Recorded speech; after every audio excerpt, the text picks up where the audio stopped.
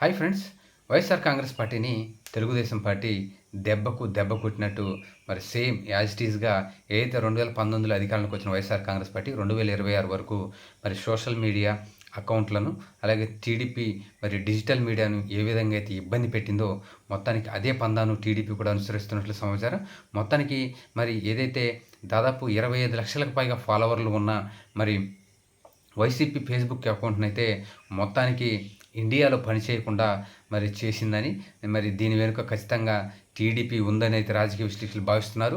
ఏది ఏమైనా సరే మొత్తం డిజిటల్ మీడియా దేశంలోనే అత్యంత ప్రతిష్టాత్మకంగా, అత్యంత స్ట్రాంగ్‌గా ఉన్న వైసీపీ డిజిటల్ మీడియాలపై కోలుకొని దెబ్బ కొట్టిందని, అలాగే వైసీపీ ఆయిపట్టు మీద మరి టీడీపీ దెబ్బ కొట్టిందని రాజకీయ విశ్లేషకులు భావిస్తున్నారు. మరి ఇప్పటికైనా మేల్కొని ఏదైతే మరి ఈ సైలెంట్‌గా ఉన్న YSR Congress party digital media, అలాగే కొంతమంది ఉదాసీనంగా వ్యవహరిస్తున్న నేపథ్యంలో టీడీపీ కొట్టిన దెబ్బకి మైండ్ బ్లాక్ అయిందని కూడా మరి రాజకీయ విశ్లేషకులు భావిస్తున్నారు.